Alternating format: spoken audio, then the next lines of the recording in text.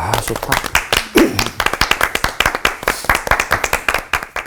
제가 한 구절 읽어보겠습니다. 그가 예수께서 어떠한 사람인가 하여 보고자 하되 키가 작고 사람이 많아 할 수 없어 앞으로 달려가 보기 위하여 돌 무화과 나무에 올라가니 이는 예수께서 그리로 지나감이 됨이더라.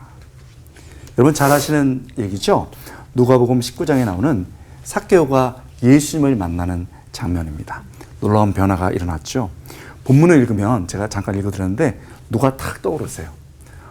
예수님, 그 다음에 키 작은 삭개오, 그리고 사람들이 이렇게 떠오릅니다. 이게 정상이에요. 근데 제가 만났던 한 분은 돌 무화과 나무가 보입니다. 그러더라고요. 네? 제가 그렇게 반문했습니다. 이분은 참 대단만큼 독특한 분이었습니다. 약 20년 동안 한 남미의 작은 나라에서 선교사로 헌신을 하셨습니다. 단기 선교 왔다가 정신을 바짝 차려야 되는데 정신줄 와서 헌신하게 된 거예요. 그래서 거기 아무도 선교사가 안 오려고 하니까 20년 동안 그곳에서 원주민과 같은 그런 사람들과 함께 사는 삶이었습니다. 얼마나 어렵고 힘든 사람들을 막 이렇게 보살피고 이랬는지 20년 동안 온 힘을 다해서 살았는데 연애할 시간도 없으니 결혼도 못했습니다. 싱글로 살아가고 계셨던 거죠.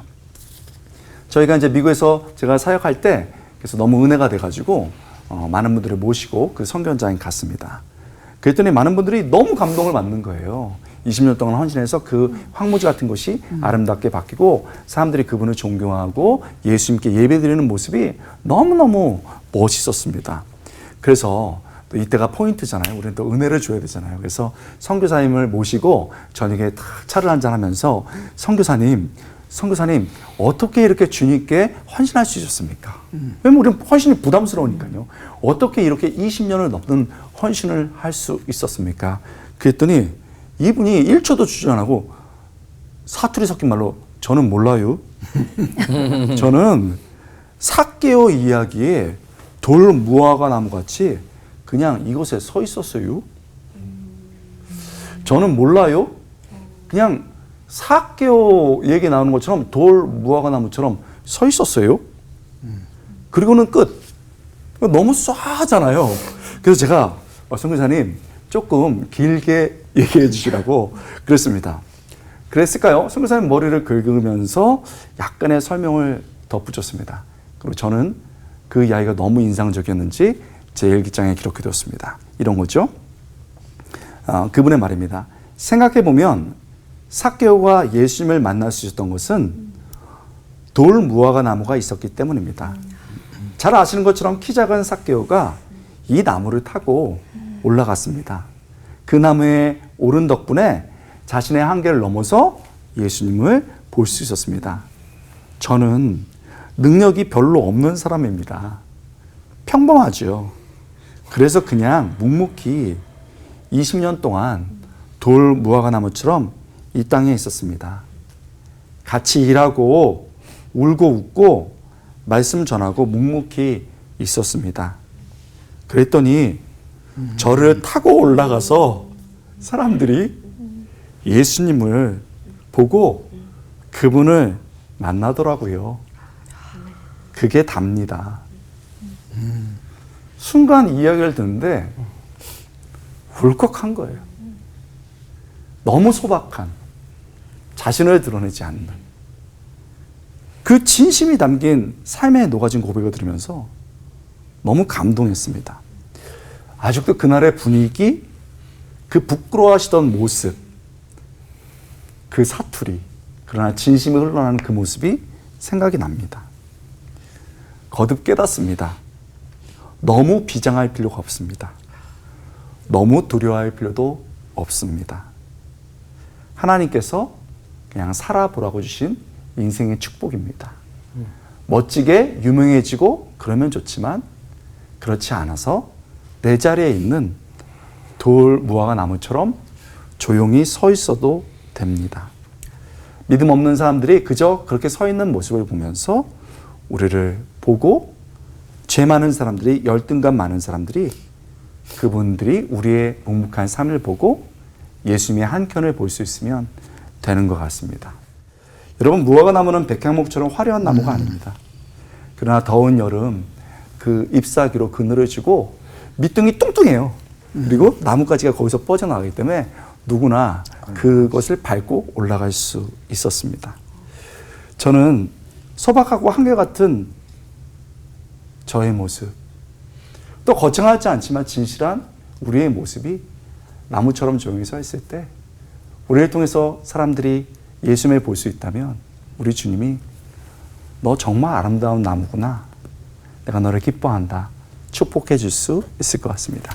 기도하겠습니다. 하나님, 저는 백향목 나무 같은 사람이 아닙니다. 우리는 그렇게 멋진 나무가 아니지만 주님이 있으라는 곳에서 그저 조용히 있기를 원합니다.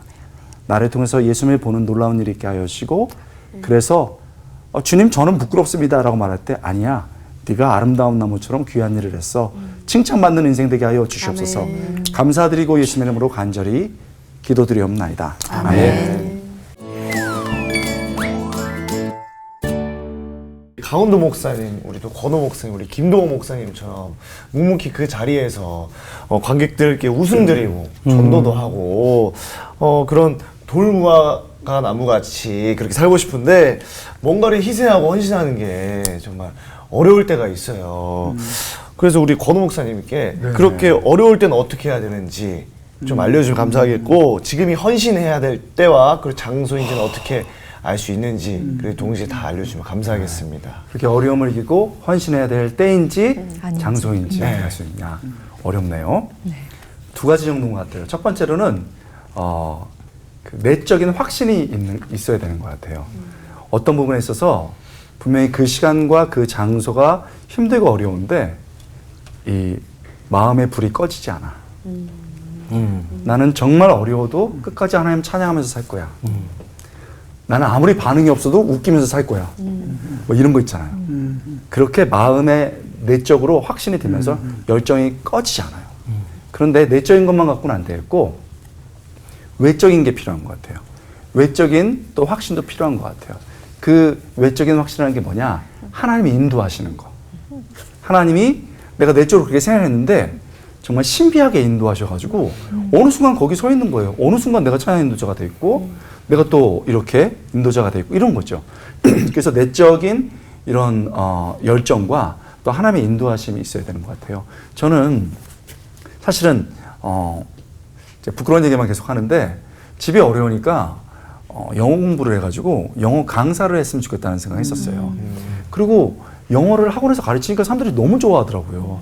쉽게 가르치면서 동시에 우리가 또 교육자적인 성도적인 게 있으니까 정신교육까지 하니까 어린 애들이 막 마음을 닫고 목사님 얼굴도 미국 사람 같아요. 목사님 귀한 분이에요. 그런데 그럼에도 불구하고 그게 편하고 돈도 많이 벌었는데 그 말씀을 가르치고 싶은 열정이 있잖아요. 우리 목사님처럼 청소년 단체에서 부름 받았는데 거기는 목사님. 20만 원을 주겠고 한 번 집회를 하면 학원은 한 달 하면 200만 원을 주겠다고 할 때 글로 가야죠. 글로 가야 되잖아요. 그때 목사님 만났어야 되는데. 근데 마음이 목사님처럼 그쪽으로 결국 가더라고요.